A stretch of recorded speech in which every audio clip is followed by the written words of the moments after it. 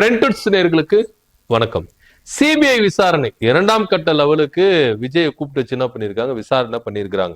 தமிழக வெற்றி கழக தலைவர் விஜய் அவர்கள் கரூர்ல சம்பவம் நடந்ததுல இதன் தொடர்பாக சிபிஐ வழக்கு தான் வேணும் அப்படின்னு சொல்லிட்டு ரொம்பவே அடம்பிடிச்சு சிபிஐ விசாரணையை வாங்கினாங்க. இப்ப சிபிஐ விசாரணை ரொம்ப நெருக்கடியில போயிட்டு இருக்கு விஜய் அவர்களுக்கு. ஏன்னா அவர் நினைச்சிருப்பாரு சிபிஐ விசாரணை கேட்டா நம்ம தமிழ்நாடு அரசு கிட்ட இருந்து தப்பிச்சுக்கலாம் அப்படின்னு. ஆனா இப்ப தமிழ்நாடு அரசு கிட்ட இருந்து தப்பித்துட்டு ஒன்றிய அரசு கிட்ட பயங்கரமா சிக்கிக்கிட்டு இருக்காரு அப்படின்ற ஒரு தகவல் தான் அரசியல் களத்துல போயிட்டு இருக்கு. ஆனா இப்ப விஜய்க்கே ஒரு பெரிய நெருக்கடி வந்துருச்சு அப்படின்னு தான் இங்க பாக்கணும். குற்றப்பத்திரிகையில விஜய் அவர்கள் பேரை சேர்க்க போகிறதாகவும் தகவல் வந்துட்டு இருக்கு. பிப்ரவரி மாசம் சிபிஐ விசாரணை செஞ்சாங்கல்ல, இதை எல்லாமே ஒரு குற்றப்பத்திரிகையா நீதிமன்றத்துல ஆஜர்படுத்தணும். இந்த நீதிமன்றத்துல ஆஜர்படுத்தும் பொழுது இந்த குற்றப்பத்திரிகையில விஜய் பெயரும் சேர்ப்பதற்கான வாய்ப்புகள் இருக்கு அப்படின்னு சிபிஐ தரப்புல இருந்து தகவல் வந்து கொண்டுதான் இருக்குது. என்ன அப்படி நடந்தது? கடந்த 12ஆம் தேதி முதல் கட்டமான ஒரு விசாரணைக்கு விஜய் அவர்கள் போனாரு. போயிட்டு நான் எனக்கு பொங்கல் லீவு வருது சார், அதனால நான் செலிப்ரேட் பண்ணணும், எனக்கு பொங்கல் லீவு கொடுங்க அப்படின்னு சிபிஐ கேட்டு என்ன பண்ணிருக்காரு, லீவ் லெட்டர் எல்லாம் கொடுத்து லீவு வாங்கிட்டு வந்திருக்கிறாரு. சிபிஐ என்ன பண்ணிருக்கு, சரி போங்கப்பா போய் என்ன பண்ணுங்க, பொங்கலை வந்து செலிப்ரேட் பண்ணிட்டு நீங்க கையோட, அதாவது 3 பொங்கல் முடியல அது ஒரு நாள் ரெஸ்ட் எடுத்துட்டு, ஏன்னா இத்தனை 3 பொங்கல் நீங்க செலிப்ரேட் பண்ணிருப்பீங்க, 18ஆம் தேதி ஒரு நாள் என்ன பண்ணுங்க, நல்லா ரெஸ்ட் எடுங்க, 19ஆம் தேதி காலையில ஆஜராயிடுங்க அப்படின்னு சம்மனம் கொடுத்திருக்கிறாங்க. உங்களை சும்மாலாம் விட மாட்டாங்க சிபிஐ அப்படின்னு தான் நிறைய பேர் சொல்றாங்க. எனக்கு சிபிஐ தான் வேணும் அப்படின்னு சொல்லிட்டு நீங்க என்ன பண்ணீங்க, அடம் பிடிச்சிங்க. குழந்தை அடம் பிடிக்கிறத விட விஜய் அவர்கள் அடம் பிடிச்சது, தமிழக வெற்றி கழக தொண்டர்கள் எல்லாருமே அடம்பிடிச்சது சிபிஐ வழக்கு தான் வேணும், சிபிஐ விசாரணை தான் வேணும் அப்படின்னு சொல்லிட்டு. ஆனா இன்னைக்கு ஏண்டா சிபிஐ கேட்டோம் அப்படின்ற நிலைமைக்கு விஜய் அவர்கள் தள்ளப்பட்டு விட்டார். ஏன்னா ஏகப்பட்ட கேள்விகள், கடந்த முறையே 100கணக்கான கேள்விகள் எழுத்துப்பூர்வமாகவும் வீடியோ மூலமாகவும் என்ன பண்ணிருக்காங்க, பதிவு பண்ணிருக்கிறாங்க. இந்த தடவை கேள்விகள் பயங்கரமா இருந்திருக்கு. விஜய் அவர்கள் எதிர்பார்த்த இந்த கேள்விகளை விட எதிர்பார்க்காத கேள்விகள் தான் அதிகம். ஏன்னா ஒரு ப்ரிப்பரா போயிருப்பார் விஜய் அவர்கள். ஏன்னா சும்மாலாம் கிடையாது விஜய் அவர்கள்.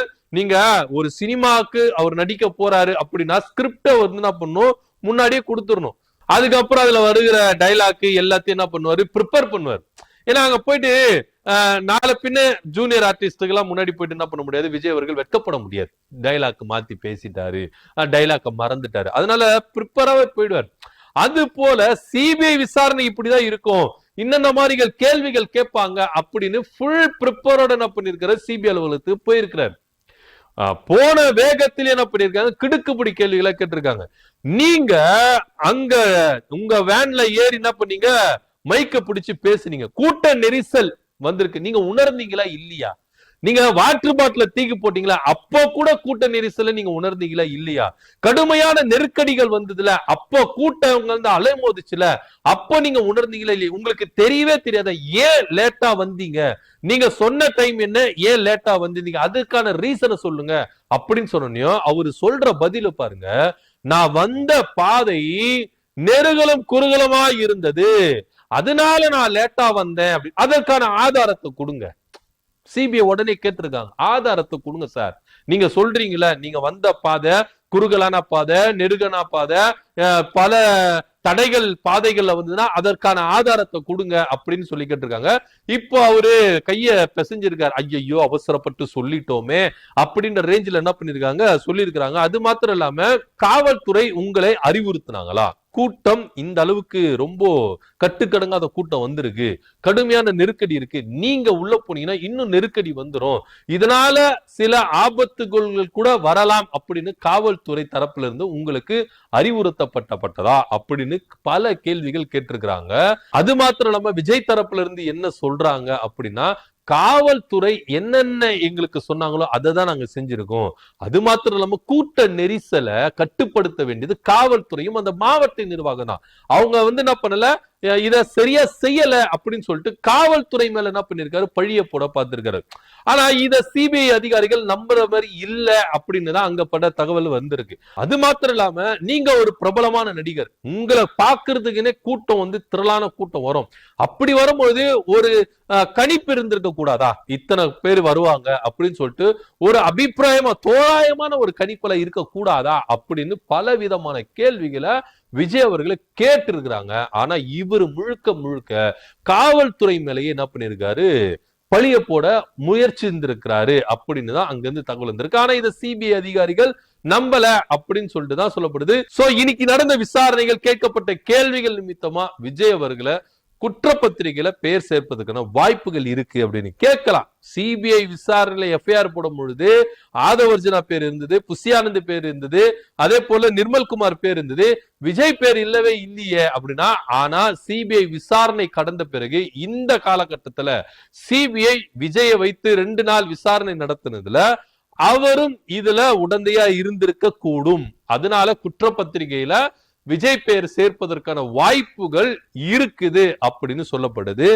இதுக்கு பின்னாடி பல அரசியல் இருக்கு அப்படின்னு சொல்லிட்டு பல அரசியல் விமர்சகர்கள் சொல்றாங்க. ஏன்னா அமித்ஷா வந்துட்டு போனாரு, விஜய்க்கு வந்து சம்மன் அனுப்பியிருக்காங்க. இப்போ மோடி அவர்கள் வந்துட்டு போறாரு, அடுத்தது விஜய் கைது கூட ஆகலாம் அப்படின்ற ஒரு ரேஞ்சுக்கு பல அரசியல் விமர்சகர்கள் சொல்றாங்க. ஒருவேளை விஜய் அவர்கள் கைது செய்யப்பட்டால் விஜயோட நிலைமை என்னவா இருக்கும் அப்படின்னு யாராலையுமே நினைச்சு கூட பார்க்க முடியல. அதுவும் தமிழக வெற்றி கழக தொண்டர்கள் மத்தியில அது காணக்கூட முடியாது அப்படின்னு தான் அங்க ரொம்ப ஃபீல் பண்றாங்க. இதனிடையில இவர் பொங்கல் லீவுக்கு போறேன் அப்படின்னு சொல்லிட்டு வந்தார்ல, எங்க பொங்கலுக்கு போனாரு, யாரு கூட பொங்கலை செலிப்ரேட் பண்ணாரு அப்படின்னு தெரியல. தமிழக வெற்றி கழகத்துல ஒரு குறை இப்பவுமே ஒவ்வொரு நிர்வாகிகளும் என்ன பண்றோம், ஒரு குறையவா பாக்குறாங்க. சமத்துவ கிறிஸ்துமஸ் நடத்தினாரு, ஏன் சமத்துவ பொங்கல் நடத்தல? ஏன்னா விஜய் தரப்புல இருந்து என்ன சொல்றாங்க அப்படின்னா, எங்க பொங்கல்லாம் சூப்பரா செலிப்ரேட் பண்றதுக்கு எல்லாத்தையும் ஆயத்தப்படுத்தி வச்சுட்டாங்க. ஆனா எங்க தலைவருக்கு அடி மேல் அடி விழுந்தது, ஜனநாயகன் படம் ரிலீஸ் ஆகல, அது மாத்திரம் இல்லாம சிபிஐ விசாரணை. சோ இந்த மாதிரி ஒரு சிச்சுவேஷன்ல எப்படி பொங்கலை வந்து செலிப்ரேட் பண்ண தோணும்? நீங்க சொல்லுங்களேன். இவ்வளவு நெருக்கடி கொடுக்குறாங்களே, ஒரு மனுஷன் சந்தோஷமா வந்து நின்று அங்க பொங்கல் செஞ்சு பொங்கலை சாப்பிட முடியுமா? அந்த பொங்கல் வந்து உள்ள இறங்குமா? நிறைய பேர் கேக்குறாங்க. கரும்ப கடிக்கும் பொழுது கூட ஐயோ நம்ம இன்னும் கொஞ்ச நாளைக்கு இரும்பு கம்பியை எண்ணணுமே அப்படின்னு கூட ஒரு மைண்ட்ல போயிருக்குமா, இருக்காதா? அதனால தாங்க அவர் வந்து என்ன பண்ணாரு, செலிப்ரேட் பண்றதை விட்டுட்டாரு. இன்னைக்கு தமிழக வெற்றி கழகத்துல எல்லாருமே சைலண்டா இருக்கிறாங்க. அதையும் நம்ம நல்லா என்ன பண்ணணும், நோட் பண்ணியே பார்க்கணும். ஏன்னா ஆதவர்ஜனா இருக்கட்டும், புஷியானந்தா இருக்கட்டும், செங்கோட்டையனா இருக்கட்டும், மற்ற பலர் எல்லாருமே ஒரு அமைதியை காக்குறாங்க. ஏன் இந்த அமைதி, எதுக்கு இந்த அமைதி அப்படின்னு எல்லாருமே கேக்குறாங்க. அமைதியோ அமைதி அப்படின்ற ரேஞ்சுக்கு தமிழக வெற்றி கழகம் அமைதி சைலண்ட் மோடுல போயிட்டாங்க. யார தப்பித்த ஒரு சைலண்ட் மோட்ல போட்டாங்கப்பா, அதனாலதான் எல்லாருமே அமைதியா இருக்கிறாங்க. இந்த அமைதிக்கு பின்னாடி பல அரசியல் இருக்கு. ஏன்னா சிபிஐ விசாரணை நெருக்கடியில விஜய் அவர்கள் மாட்டிக்கொண்டிருக்கிறார். இந்த சிபிஐ விசாரணையிலிருந்து விஜய் அவர்கள் வெளியே வரணும்னா பாஜக சொல்றதை கேட்டே ஆகணும். ஒண்ணு பாஜக கூட்டணியில இருக்கணும், இல்லாக்கட்டி நீங்க தேர்தலை புறக்கணிக்கணும் அப்படின்ற ரேஞ்சுக்கு பாஜக இவங்களுக்கு நெருக்கடியை கொடுக்கறாங்க. போதாதற்கு சிபிஐ ஒரு பக்கம் இது பண்றாங்க. இதனிடையில நாளைக்கு ஜனநாயகனுடைய வழக்கு விசாரணைக்கு வருது.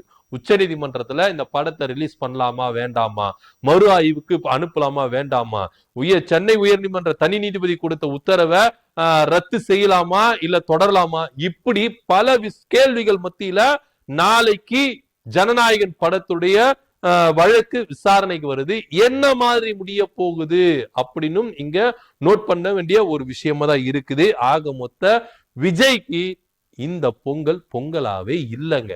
பொங்கல் வந்து என்ன பண்ணிருச்சு, ஊசி போயிருச்சு அப்படின்னு தான் பார்க்கணும். திமுகவை விஜய் அவர்கள் வச்சு செஞ்சார். ஆனா போற போக்குல பாஜகவை இப்படி விமர்சித்தாரு. அதுக்கே இந்த விளைவுனா இன்னும் பாஜகவை தொட்டா விஜய் எங்க இருப்பாரு அப்படின்னு கூட நிறைய பேர் என்ன பண்றாங்க, பேசிக்கிறாங்க. இதனாலதான் பாஜகவை இவங்க வந்து டச் பண்ணாம இருந்திருப்பாங்களோ அப்படின்ற ஒரு கேள்வியும் இங்க எழும்பதான் செய்யுது. பார்க்கலாம் என்ன நடக்க போகுது அப்படின்னு.